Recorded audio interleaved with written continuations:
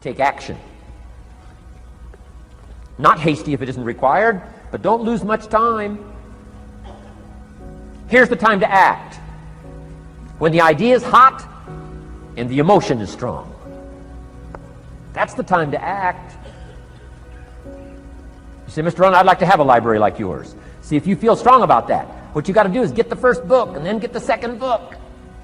Before the feeling passes and before the idea gets dim, action pronto, action immediate, action as soon as possible. Because if you don't, here's what happens. We call it the law of diminishing intent. We intend to when the idea strikes us. We intend to when the emotion is high. But now if you don't translate that into action fairly soon, now the intent starts to diminish. And a month from now it's cold. A year from now, can't be found. So act. Set up a discipline when the emotions are high and the idea is strong and clear and powerful. That's the time to set up the discipline. Somebody talks about good health and you're stirred. Say, right, I need to get a book on nutrition. Get the book before the idea passes and before the emotion gets cold. Go for the book. Start the library. Start the process. Fall on the floor. Do some push-ups. Action. Got to take action. Otherwise, the wisdom is wasted. Otherwise, the emotion soon passes. Unless you put it into a disciplined activity. Capture it. Disciplines is called how to capture the emotion and how to capture the wisdom and translate it into equity. Disciplines. Now, here's what's important about disciplines. All disciplines affect each other.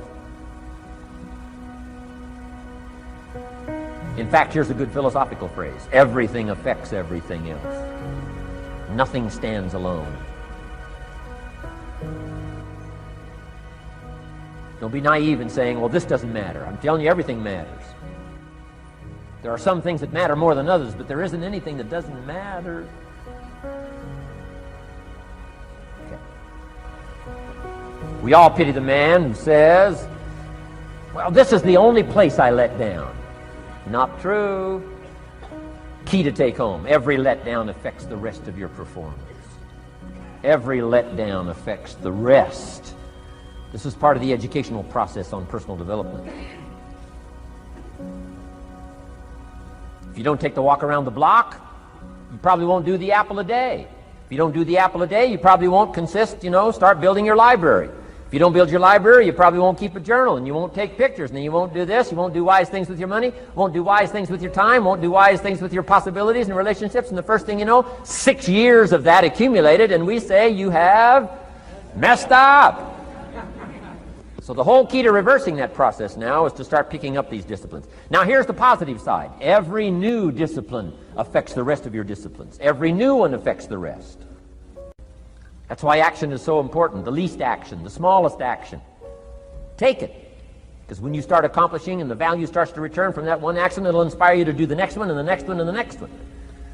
You start walking around the block, it'll inspire you to get an apple. Get an apple, it'll inspire you to get a book. Get a book, it'll inspire you to get a journal. Get a journal, it'll inspire you to grow, develop some skills. All disciplines affect each other. Every lack affects the rest. Every new affects the rest. The key is to diminish the lack and set up the new.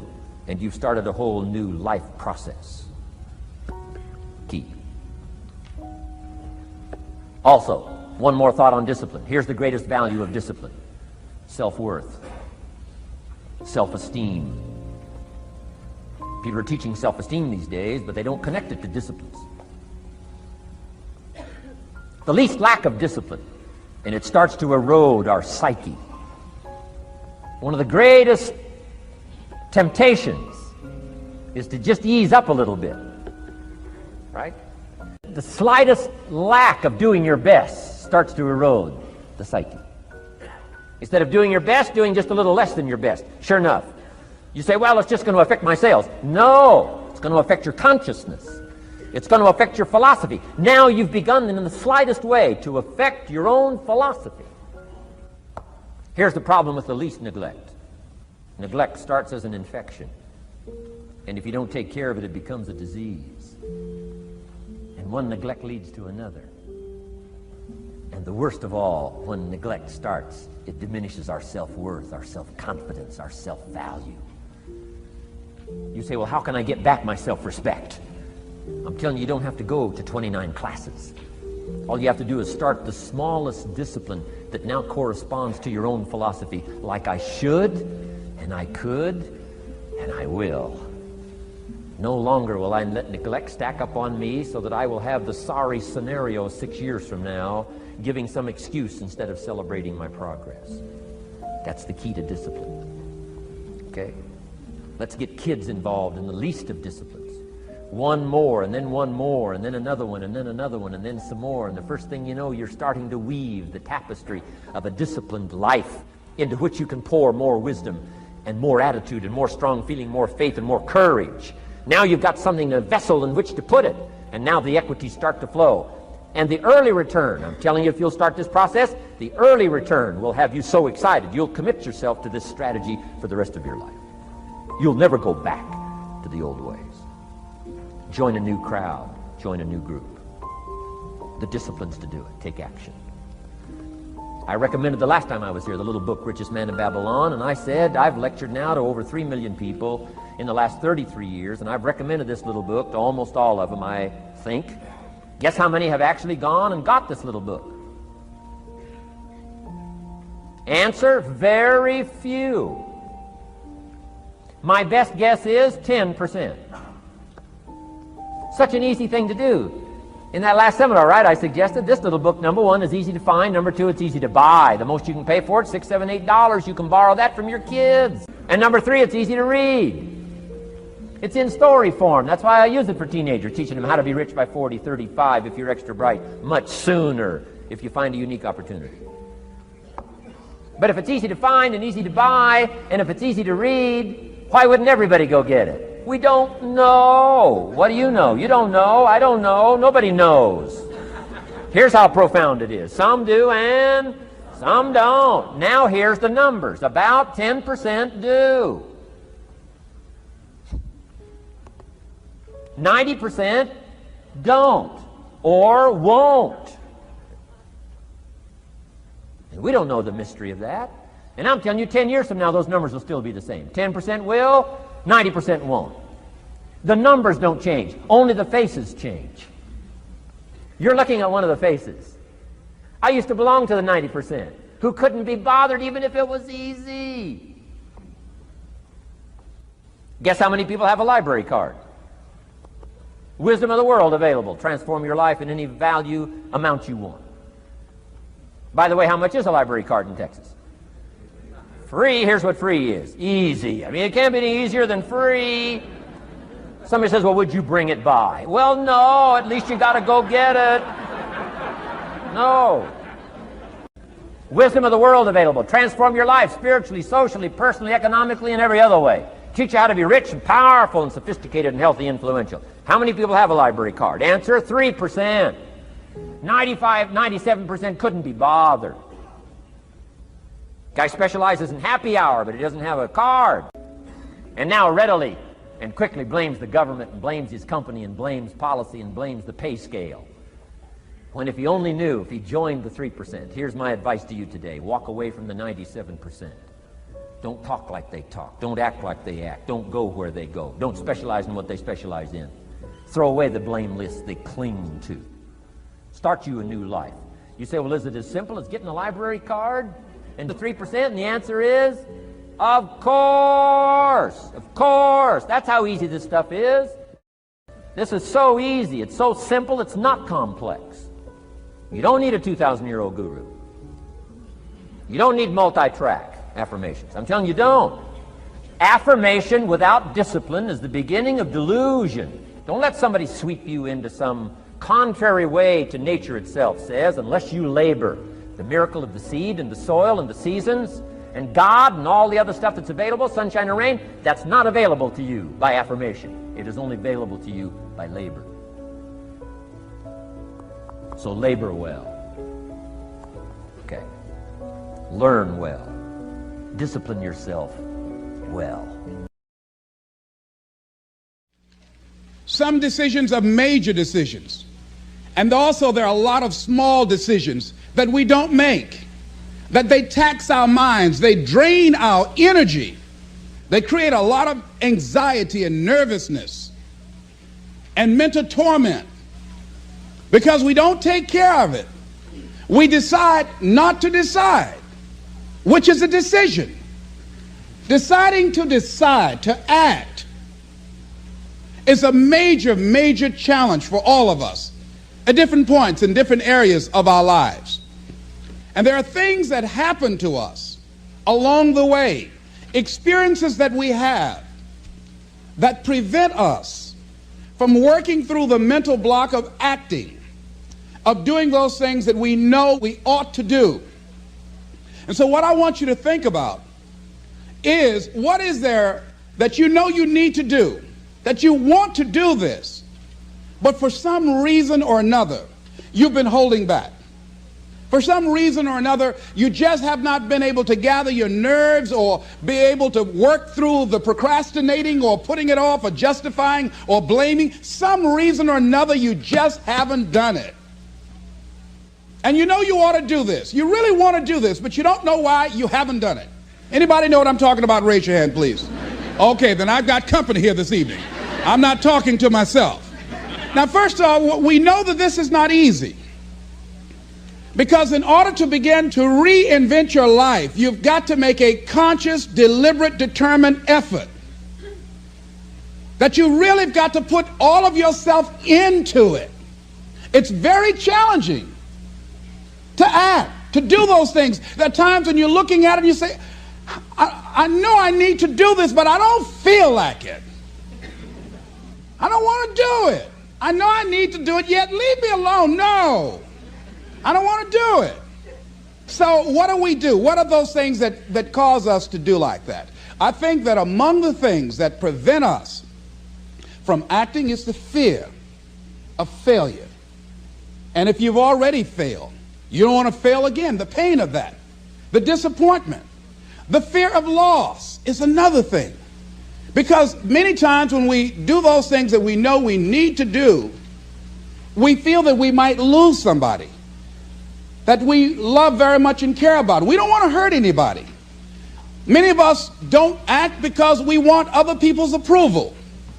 We want everybody to like us and to accept us. And that's not possible. Many of us don't do the things that we want to do and don't act because of lack of self-confidence. We don't believe enough in ourselves. I have a friend who's been working on a job where she's miserable, talented, want to go to another place that she can do what she wants to do and make the kind of money that she would like to make, and had some offers. But because of her fear and her lack of self-confidence of things might not work out, she won't take a chance on herself. So there she is spending 8 hours a day, 5 days a week, and she's miserable. She hates to go to work. They're not paying her what she's worth. She knows it. But yet and still, she won't do that which she knows she must do, and it's wearing her out. There are a lot of people that their jobs are making them sick because they won't act. You check out the absenteeism and the people that are depressed. You see them coming to work angry. How you doing? I don't know. Just leave me alone. It's not even 9 o'clock yet. You're talking about good morning. There are days you go to work, you want to just keep driving past the job. You don't want to stop because it's not in sync with who you are. But you haven't acted. Have another friend. This guy's brilliant. He's a business consultant. He helped a lot of people get their business started. And people come to him because they know he's knowledgeable. But this guy won't start his own business. Now, he's very smart. He can do it. Everybody believes in him except him. And he's so smart, he's talked himself out of it. Well, the numbers aren't right. And so there are many reasons why we don't act. There are other things, though, that affect us. Is that not wanting to take personal responsibility. We want somebody else to do it. And many times we pick up our inability to do certain things from people that we love, people that we admire. We identify with them, and we live in the context of their ideas, their opinions, and their life patterns.